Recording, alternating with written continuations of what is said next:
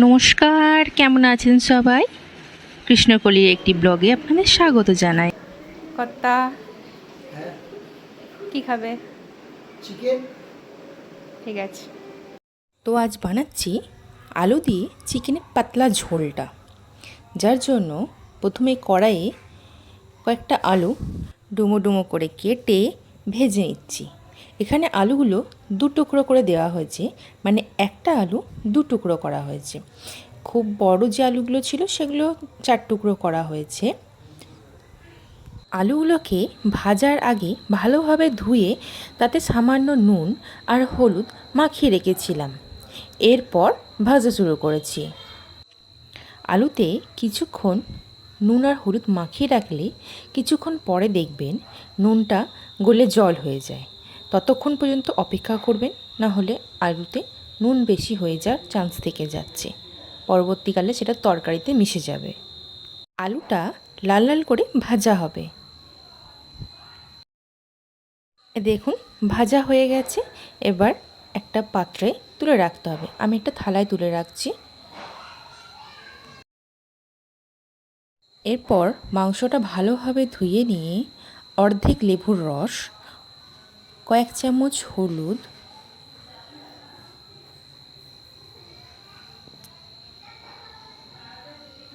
ও সামান্য সর্ষের তেল ভালো করে মাখিয়ে রাখতে হবে। এতে লেবুর জন্য মাংসটা সুসিদ্ধ হবে, অথচ ভেঙে যাবে না। আর হলুদের জন্য এখনকার দিনে মাংসতে দেখবেন একটা আঁশটে আঁশটে গন্ধ বেরোয়, সেই গন্ধটা কেটে যাবে।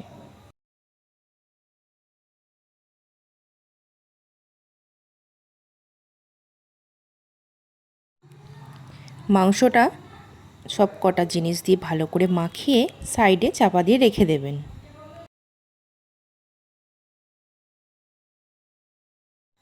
এবার একটা পাত্রে 2 কাপ গরম জল নিয়ে তার মধ্যে গোটা গরম মশলাগুলো বেশ খানিকটা ফুটিয়ে 1 কাপ জল করে নেবেন।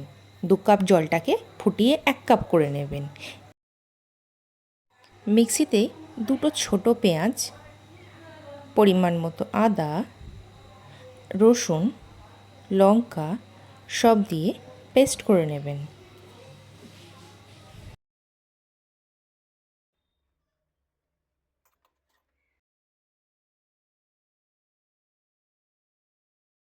এই পেস্টটার মধ্যে আমি 2.5 চামচ মতো জিরে গুঁড়ো দিয়ে নিয়েছিলাম।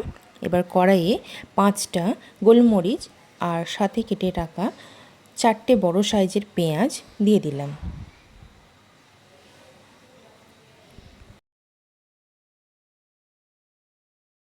পেঁয়াজগুলো গোল্ডেন ব্রাউন কালার হওয়া পর্যন্ত ভাজতে হবে, অতিরিক্ত ভাজবেন না। একটা কথা বলতে ভুলে গেছি, সেটা হচ্ছে গোলমরিচটা দেওয়ার আগে কিছুটা চিনি দেবেন। চিনি বলতে ধরুন 1 চিমটে মতো চিনি আপনি একটু দিয়ে দিতে পারেন, এতে কালারটা ভালো আসবে।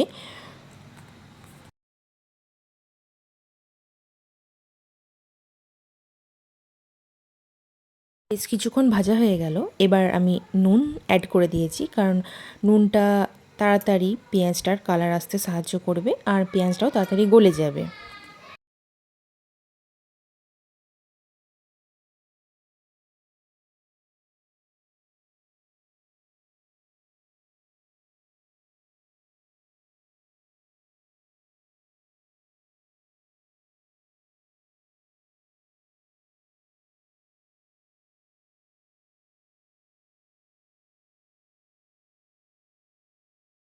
পেঁয়াজ ভাজা শেষ।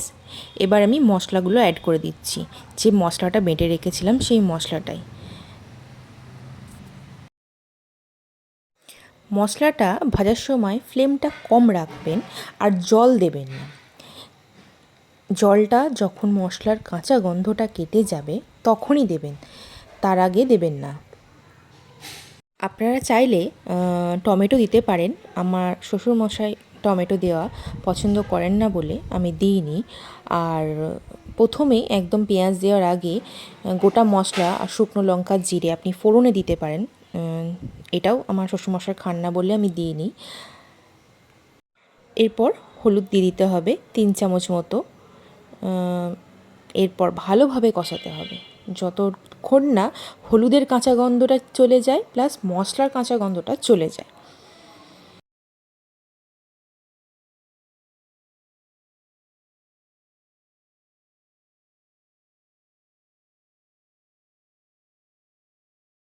বেশ খানিকক্ষণ কষা হয়ে গেছে, এবার একটু জল দেবো, না হলে মশলাটা কড়াইতে লেগে যাচ্ছে। আচ্ছা, আর একটা কথা, আমি কিন্তু যা জল ব্যবহার করছি দেখছেন, সেই জলগুলো কিন্তু ঠান্ডা জল নয়, কুসুম কুসুম গরম করে নিয়েছি আমি জলটা। আমি একবারেই জলটা গরম করে নিয়েছি, যেটা মাংসতেও দেবো প্লাস কষার সময়তেও ব্যবহার করব। তাই আমি কোনো রকম ঠান্ডা জল ব্যবহার করিনি গো। এ দেখুন তেল ছাড়তে শুরু করে দিয়েছে। এই মতো অবস্থায় মাংসটা এবার দিয়ে দেবেন। তেল ছাড়ার আগে মাংসটা দেবেন না।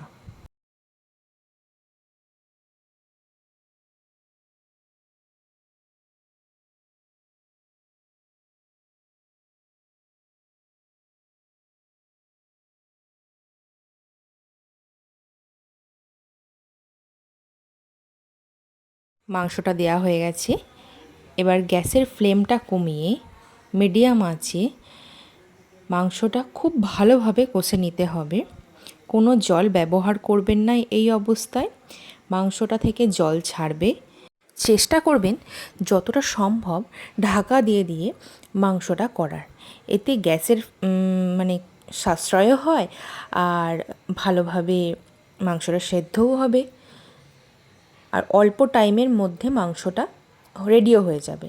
তবে আমি বলবো না যে 10 মিনিটের মধ্যে আপনার মাংস রেডি। এই মাংসটা আমার করতে কম করে টাইম লেগেছে আধ ঘন্টা থেকে 45 মিনিট, সমস্ত কেটে মেটে ম্যারিনেট করে আধ ঘন্টা থেকে 45 মিনিট, তার বেশি না।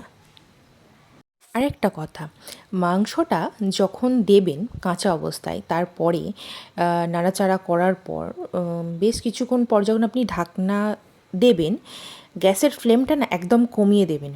দেখবেন অনেকটা জল উঠবে, সেই জলটাতেই মাংসটা অনেকটা সেদ্ধ হয়ে যাবে। এই অবস্থায় কখনো আপনি গ্যাসের ফ্লেমটা বাড়াবেন না। আমি কখনোই প্রথমে নুন দিই না। মাংসটা বেশ খানিকক্ষণ কষার পর তারপরে আমি নুন দিই, তাই এই মতো অবস্থায় আমি নুন দিচ্ছি।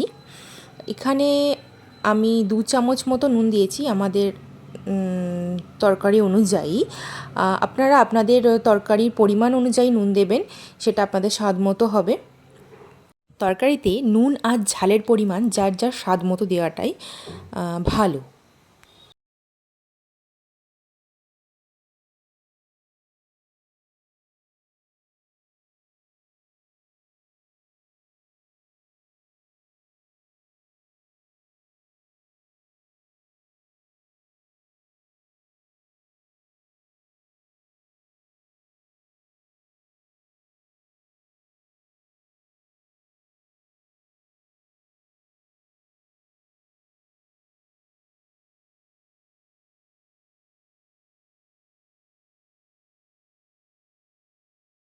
দেখুন মাংস থেকে কিন্তু তেলটা ছেড়ে দিয়েছে।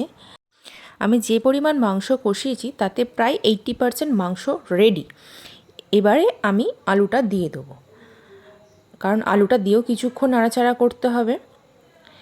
আলুটা দিয়ে বেশ খানিকক্ষণ নাড়াচাড়া করে গরম জল যেটা আগে করে রেখেছিলেন সেই গরম জলটাই এর মধ্যে দিয়ে দেবেন।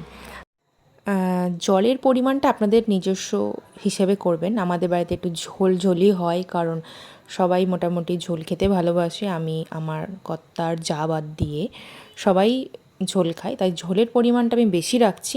আপনারা আপনাদের পরিমাণ মতন দেবেন। আর মাংসটা ফুটে গেলে, রেডি হয়ে গেলে 1 চামচ ঘি নামানোর আগে দিয়ে তারপর নামাবেন, দেখবেন টেস্টটা অসাধারণ লাগে। তো মাংস রান্না কমপ্লিট, এবার খাওয়ার পালা। দেখা যাক কর্তার কেমন লাগলো।